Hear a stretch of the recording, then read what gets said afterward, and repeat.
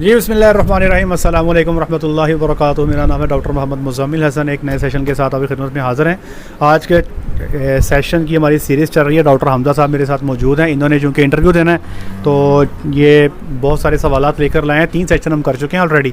आज हमारा चौथा सेशन है। अब देखते हैं डॉक्टर साहब के पास आज कौन सा टॉपिक है, किस पे हम बात कर रहे हैं। जी डॉक्टर साहब। अस्सलाम वालेकुम डॉक्टर साहब, अभी हम 2 ऐसे टॉपिक्स हैं जो बहुत ज़रूरी हैं और फील्ड में इनका मतलब इनकी रोकथाम बहुत ज़रूरी है। और वो टॉपिक हैं रिपीट ब्रीडिंग, मतलब जानवर गब्बन नहीं होता, ठहरता नहीं है और बार बार हीट में आ जाता है, और दूसरा है एबॉर्शन। इन दोनों टॉपिक्स को इंशाल्लाह हम ब्रीफली एक ही सेशन में कवर करेंगे। जी डॉक्टर मुज़म्मिल साहब। अच्छा डॉक्टर साहब, ये बड़ा मसला है बच्चे फेंकने वाला ना, बड़ा ही प्रॉब्लम है। वो मैं 2 बीमारियों से बहुत डरता हूँ फार्म पे। एक लंगड़ापन, लेमनेस, और दूसरा है अबॉर्शन।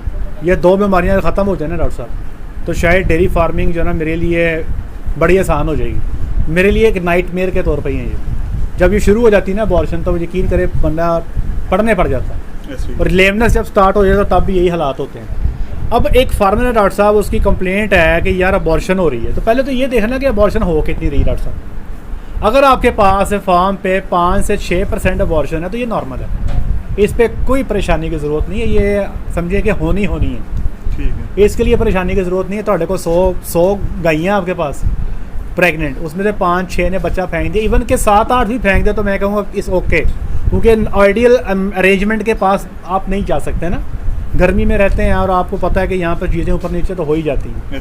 हाँ, अगर ये 10% से बढ़ जाए, महीने में 5-5, 6-6, 7-7 बच्चे फेंक रही हैं, तो फिर ये प्रॉब्लम है। इसको हम बोलते हैं अबॉर्शन स्टॉर्म, कि बच्चों का तूफान आ गया, फेंकी जा रही हैं। अब डॉक्टर साहब, सबसे पहले आपने एक चीज़ का तयन करना है, जानवर जो बच्चे फेंक रहे हैं वो किस दौरानिए के फेंक रहे हैं। क्या आपने इसकी विंडो बना लेनी है। एक है आपकी विंडेज 0 से 3 महीने के बच्चे फेंक रहे हैं, या 0 से 4 महीने कर लें। दूसरा आपने ये देखना है कि क्या जानवर 4 महीने से ज़्यादा बच्चे फेंक रहा है। जैसे मिसाल के तौर पे मेरे पास फार्म पे इस महीने में 6 अबॉर्शन होती हैं, सारी बिलो 4 मंथ हैं। कोई 2 महीने की, कोई 2.5 की, कोई 3 की, कोई 2.5 की, कोई 2 की। एक है कि मेरे पास फार्म पे 4 महीने प्लस की अबॉर्शन हो रही है, फिर मुझे देखना पड़ेगा। एक ये डॉक्टर साहब कि अबॉर्शन में तमीज़ कोई नहीं है, सब का सारी हो रही हैं। कोई 2 वाली बच्चा फेंकेगी, कोई 4 वाली फेंकेगी, कोई 7 वाली फेंकेगी, कोई 8, मतलब पता ही कोई नहीं, बच्चे फेंकी जा रही हैं। पहले मैं अबॉर्शन को डिफ़ाइन कर दूं। टेक्निकली अबॉर्शन हम कहते हैं 42 दिन से लेके 260 दिन तक। 42 दिन से लेके 260 दिन की रेंज में अगर कोई जानवर बच्चा फेंकता तो ये अबॉर्शन है। 42 दिन से नीचे इसको हम एम्ब्रियोनिक डेथ बोलते हैं। ठीक है जी। अब होता है ये डॉक्टर साहब, अबॉर्शन अगर तो आपकी है अबॉर्शन स्टॉर्म आ गया, कोई पता नहीं लग रहा, वो ड्राई प्रेग्नेंट भी बच्चे फेंक रही हैं, हर्ड में डिफरेंट ड्यूरेशन की फेंक रहे हैं, तो डॉक्टर साहब याद रखिएगा, सबसे पहले अपनी डाइट पे जाएं, खुराक को देख लें।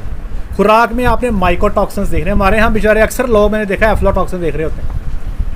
अफ्लाटॉक्सिन कोई इतनी परेशानी वाली बात नहीं है। हाँ, कुकड़ियों की वो जान ले जाता है, गायों को इतना डिस्टर्ब नहीं करता।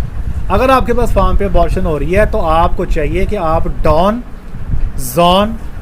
का मतलब डीऑक्सीनिवालिनोल, ज़िरालिनोन, इनका लेवल जो है आप देखें आपकी खुराक में कितना है।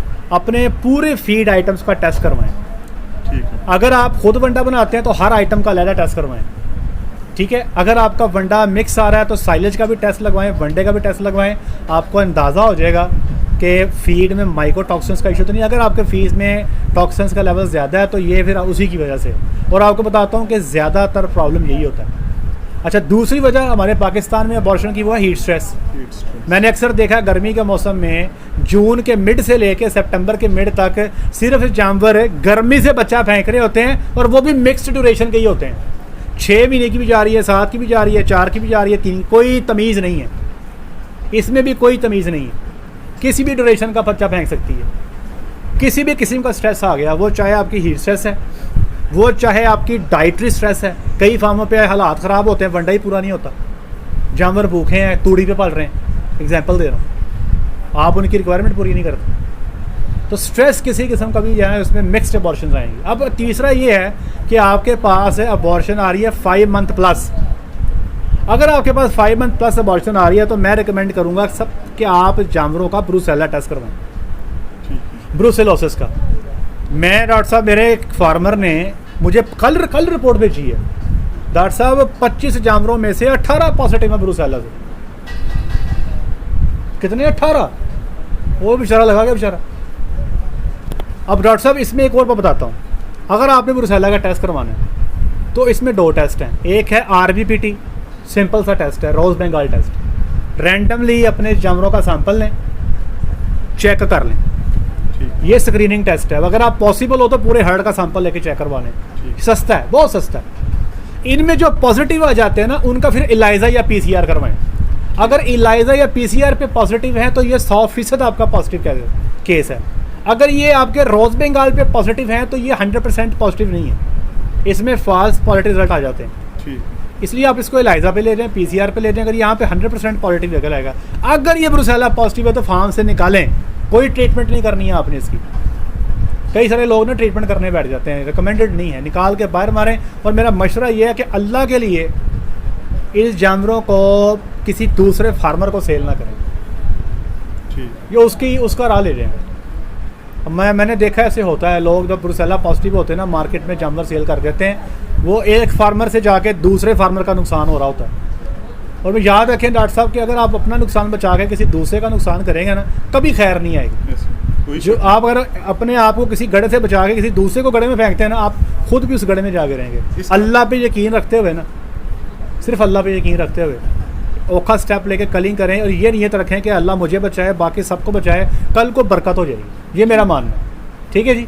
फिर डॉक्टर साहब, अगर अबॉर्शन 4 से नीचे भी हैं, 4 से ऊपर भी हैं, तो जैसे मैंने आपको टेस्ट बताए हैं, मज़ीद टेस्ट में ये रिकमेंड करता हूँ कि आप अपने ओवरऑल जो क्या कहते हैं जी, इसमें कंपाइलोबैक्टर का टेस्ट, अगर आपके पास नेचुरल मीटिंग की हिस्ट्री है, फार्म पे नेचुरल मीटिंग हो रही है, बच्चा लगा रहा है, अबॉर्शन आ रही है, तो कंपाइलोबैक्टर का टेस्ट लाजमी है, ठीक है। फिर आप जो है ना जी, अपना ये जो है आपका ट्राइकोमोनियासिस का टेस्ट लाजमी करवाएं, ब्रूसेला का टेस्ट लाजमी करवाएं। ये टेस्ट की फैसिलिटी US के पास अवेलेबल है, ठीक है। आप उनका इलाइजा PCR करवाएं और ये अपना जुड़ जाएं इंशाअल्लाह अज़ीज़। चीज़ें जब तक आप उसकी वजह फाइंड आउट नहीं ना, लोग मुझे कहते हैं डॉक्टर साहब बच्चा सड़ गया की करिए, तो मैं उनसे कहता हूँ भाई जब तक लैब रिपोर्ट्स नहीं होंगी, जानवरों के टेस्ट नहीं होंगे, जब तक फीड का टेस्ट नहीं होगा, ये पिन पॉइंट करना मुश्किल है कि अबॉर्शन क्यों हो रही है। तो ये कुछ चीज़ें हैं कि एक तो मैंने बताया कि खुराक अच्छी डालें, टॉक्सिन ना हो, टॉक्सिन नहीं भी है तो टॉक्सिन बाइंडर डाल दें, उसको ना छोड़ें।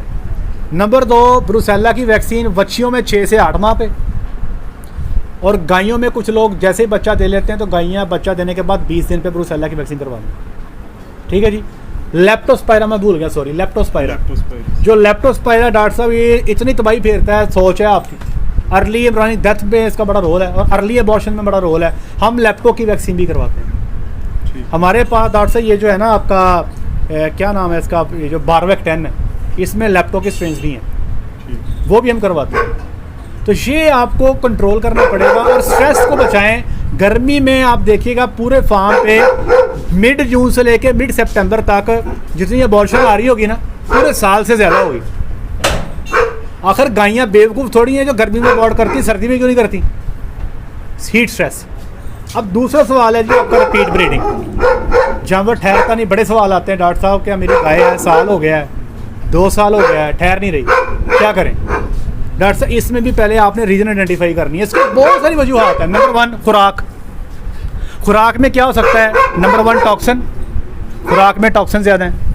दूसरा प्रॉब्लम होता है कि अमूमी तौर पे यूरिया का लेवल बहुत ज़्यादा है खुराक में। जानवर का ब्लड यूरिया नाइट्रोजन बढ़ जाता है। जब जानवर का ब्लड यूरिया नाइट्रोजन बढ़ता है तो वो कंसीव नहीं कर रहा होता। ये दूसरा प्रॉब्लम आ गया। अमूमी तौर पे हम जो राशन डिज़ाइन करते हैं, हम फीड फार्मुलेशन करके देते हैं लोगों को।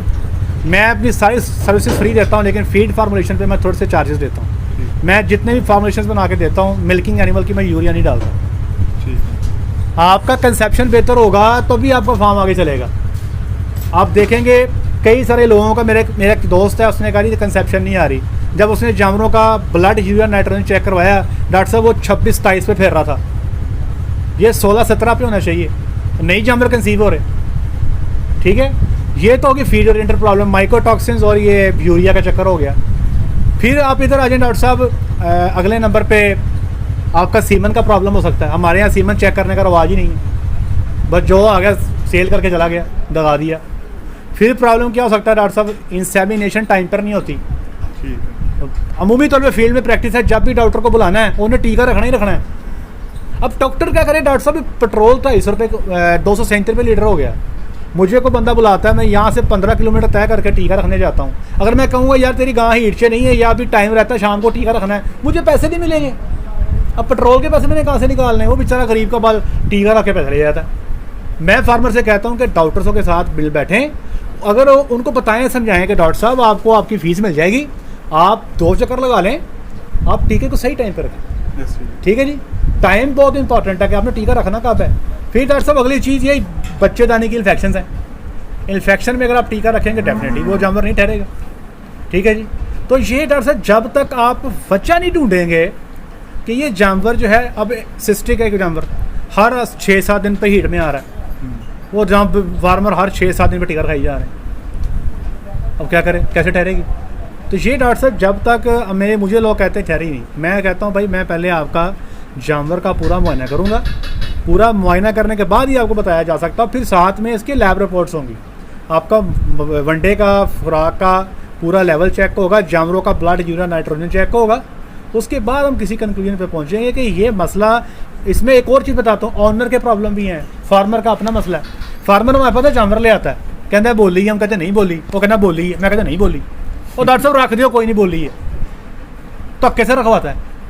मेरे साथ कई दफ़ा ऐसे हुआ, मैं कहा चल ठीक है भाई, तू नहीं सारता, तेरा तो हाल, अब इसका क्या करें। तो फार्मर को भी समझने की ज़रूरत है, फार्मर को ये चीज़ें अंडरस्टैंड करनी पड़ेंगी, अगर फार्मर अंडरस्टैंड नहीं करेगा तो नुकसान तो उसका ही है।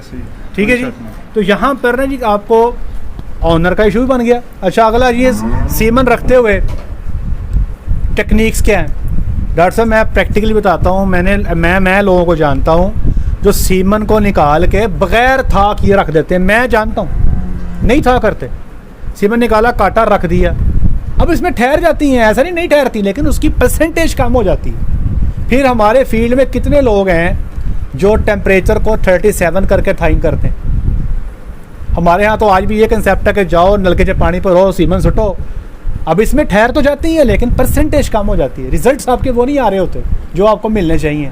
तो ये doctor sir repeat breeding is a multifactorial subject, जब तक आप उसकी वजह फाइंड आउट नहीं करेंगे ना, तो ये हवा में तीर मारने वाली बात है, इन्हों मैट्रिक और रख दो, या इसको फलाना सीमन रख दो, इन्हों सुबह रख दो, इन्हों सीमन रखाने तो बाद इन्हों पूरी रात खड़ा रखो, सीमन रखाने तो बाद जनाब इन्हों वो एक साउंड करते हैं, इधर पीछे इसका टक लगा दो या सीमन निकाल कर नासा चढ़ा दो, कोई अजीब गेमें होती हैं, उसका कोई फ़ायदा नहीं। आपको पहले वजह फाइंड आउट करनी है, वजह फाइंड आउट करने के बाद आपने देखना है कि आपने किधर देखना है, उसी हिसाब से आपकी ट्रीटमेंट होगी। और आपको वो बताता हूँ डॉक्टर साहब, एक जानवर जो रिपीट ब्रीडर हो गया, रिपीट ब्रीडर वो जानवर है जो 2 या इससे ज़्यादा दफ़ा आपने टीका रखा, वो नहीं ठहरा, ठीक है जी, वो कंसीव नहीं हुआ और उसमें देखने में कोई मसला नहीं है, इसको रिपीट ब्रीडर कहते हैं। उसमें ऑब्वियस कोई प्रॉब्लम रेक्टल पल्पेशन पे भी नज़र नहीं आ रही, ये रिपीट ब्रीडर है और इसकी उम्र 10 साल से कम है, इसको रिपीट ब्रीडर कहते हैं। अगर कोई जानवर आप बार बार ट्राई कर रहे हैं, वो नहीं ठहर रहा, दूध भी नीचे कम हो गया, इकोनॉमिकली वायबल नहीं है, उसको बेचो यार, बेचो उसे, दुनिया का आखिरी जानवर नहीं है ये, इसको बेचो, 4 पैसे डाल के नया जानवर लेके आओ, उससे दूध लो, उसको प्रेग्नेंट कर लो, टाइम ना वेस्ट करो, आप अपना टाइम भी वेस्ट कर रहे हो, कौम का टाइम भी वेस्ट कर रहे हो, पैसे भी लगा रहे हो, और वो सिर्फ लाइबिलिटी है। तो ये थोड़ा सा हमारे यहाँ इतना जानवरों से लोग प्यार करते हैं, फैमिली मेम्बर समझे जाते हैं जानवर डॉक्टर साहब, हमारे यहाँ लोग उसको अपने फैमिली का हिस्सा समझते हैं। जानवर जब तक किले पे दम नहीं तोड़ जाता उसके साथ उसका साथ नहीं छोड़ते। ये इसीलिए मैं कहता हूँ कि हमारा तो फार्मर जानवर से इतना प्यार करता है कि अगर गवर्नमेंट चाहे ना इनको इस्तेमाल करके ब्रीड की बेतहाशा इंप्रूवमेंट कर सकती है। कॉर्पोरेट सेक्टर में कहाँ होता है ऐसे कमर्शियल में, वहाँ पर जानवर मशीनें नहीं जाती, हमारे पास जानवर को मशीन समझा जाता है, दूध नहीं देता, इकोनॉमिकल वायबल नहीं है, निकालो कलिंग में डाल दो, नया ले आओ। लेकिन हमारा आज भी पाकिस्तान का जो छोटा फार्मर है, ये आज जो जानवर खड़े ना उनकी वजह से खड़े, लेकिन उनको भी रिकमेंड करता हूँ कि पूरा जोर लगाएं, लेकिन अगर देख लें कि सारी कोशिशें करके अब आप बैठ गए हैं, अब आखिरी ऑप्शन यही है कि आप उसको जो है ना उसकी जगह पे नया रिप्लेस करें, क्योंकि अगर आप रिप्लेस कर लेंगे तो वो प्रेग्नेंट भी हो जाएगा, आपकी बस जानवरों की तादाद भी बढ़ेगी और ओवरऑल मुल्क में पॉपुलेशन जानवरों की बढ़ जाएगी। ठीक है जी, कोई सवाल हो रहा आपका? सवाल मेरा ये है कि आपने जो ब्रूसेला की वैक्सीन्स बताई हैं, काइंडली उनका ब्रांड नेम और उनका जो ड्यूरेशन है जब वो करनी है वो एक दफ़ा फिर एलेबोरेट कर दें। जी डॉक्टर साहब, ये 6 से 8 महीने पे करवाते हैं बच्ची में। ठीक है। और दूसरी प्रैक्टिस ये है कि जैसे ही जानवर ने बच्चा दे दिया, बच्चा देने के बाद 20 से 25 दिन पे फिर करवा देते हैं। अब कुछ फार्म पे ये 20 से 25 दिन जो बच्चा देने के बाद है, कुछ लोग करवाते हैं, कुछ नहीं करवाते। यहाँ पे वेरिएशन है, लेकिन हीफर को सारे ही करवाते हैं। इसमें डॉक्टर साहब मैं तो यूज़ कर रहा हूँ इसकी मुस्तफ़ा ब्रदर की। वो उसका मुझे एग्जैक्टली नाम मेरे ज़हन में नहीं आ रहा, मुस्तफ़ा ब्रदर क्योंकि कंपनी का नाम ये है, तो वो मुस्तफ़ा की करवा रहे हैं। 5 एनिमल की डोज है वो, तो वो हम करवा रहे हैं। ठीक है जी, थैंक यू सो मच। ले जी, आज के लिए इतना ही। अपना ख्याल रखें, दुआ में याद रखें, 5 वक्त की नमाज़ अदा करें। अस्सलाम वालेकुम।